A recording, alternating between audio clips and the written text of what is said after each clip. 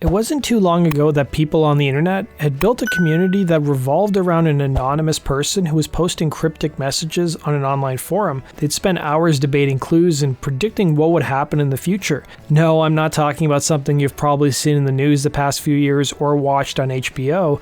I'm talking about something that dated back to 1994 and was used to promote Pink Floyd's new album at the time, Division Bell. That's what we're going to discuss in today's video.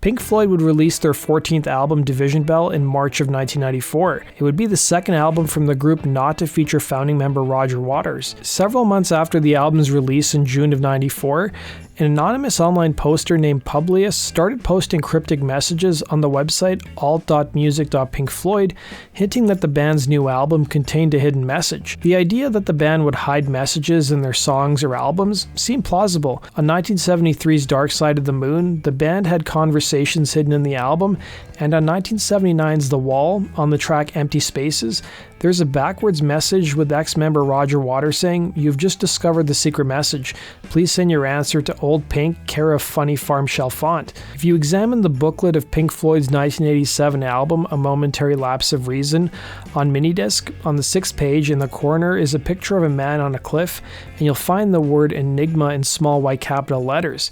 8 pages later, in the corner of a picture of a man in a wheat field, you'll find the word Publius. Publius's first message would read, "You have heard the message Pink Floyd has delivered, but have you listened?" The anonymous poster recommended that members of the online community work together to solve the riddle, going on to say, "I will not solve the enigma for you. A unique prize has been secreted. Lyrics, artwork, and music will take you there." Adding, "There was a puzzle with a central purpose and a designed solution. For those of you willing to think through this perplexing and intricate problem, a singular prize awaits." Publius would post messages on and off for 2 years until the forum closed down. Throughout those 2 years, Publius would drop more clues and offer words of encouragement as Pink Floyd fans would share their theories as to what the answer to the riddle was. There were, of course, those who questioned whether there was even a hidden message on the album, or if the anonymous poster was even connected with the band or the label. In one post, Publius told fans to keep an eye on a Pink Floyd gig that was set to happen at Giant Stadium in New Jersey on July 18, 1994. It was during that very performance, as the band played the song Keep Talking, that the words Enigma and Publius were shown on the Jumbotron. That night, the band also performed Dark Side of the Moon from start to finish, leading some on the forum to think that the anonymous poster was in fact legit. In November of the same year, during a pay-per-view concert, the word Enigma appeared again, projected in large letters behind the band. The Chicago Tribune and the New York Times would both cover the story and interview a technician from the University of Iowa named Mark Brown, who estimated that he had spent about 40 hours a week on the riddle.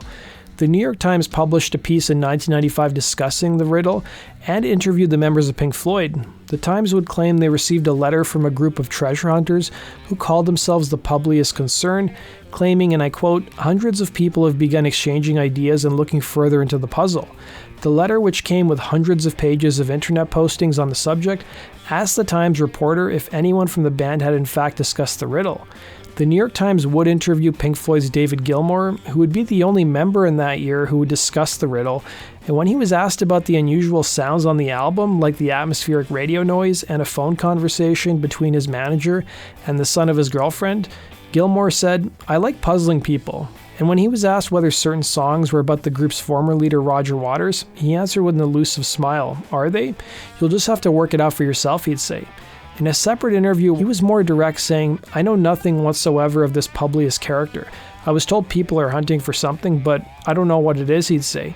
The Times even reached out to the band's manager, Steve O'Rourke, about the riddle, to which the Times reported he replied with a wordless smile. Years after the website closed down, the members of Pink Floyd were a little more forthcoming on the riddle. During a 2002 web chat, Gilmour said the puzzle was, and I quote, "some silly record company thing that they brought up to puzzle people with." 3 years later, in April of 2005, during a book signing, drummer Nick Mason confirmed that the riddle was the record company's idea, and stated that the prize would be, and I quote, a crop of trees planted in a clear-cut area of forest or something to that effect. Sean Heisler, who was Pink Floyd's lighting and production designer for the Division Bell tour, would discuss some more detail on where the riddle came from, saying it came out of some guy of Washington, D.C. that used to be with the CIA or FBI or something that was in the encryption game. He decided he wanted to do some kind of album cover, and he started talking to Steve O'Rourke. And I think what happened was Steve O'Rourke had in his brilliant mind that he was going to try something on the internet because he had been listening to me. And he got this guy because if you notice, a lot of the stuff can't be traced back to where it comes from. And I know that Dave, for one thing, didn't even know how to sign on, he'd say. He would, however, walk back some of his comments and say that the riddle was great because it caught a lot of people's attention. That does it for today's video, guys. Thanks for watching. Be sure to hit the like button and subscribe, and we'll see you again on Rock and Roll True Stories. Take care.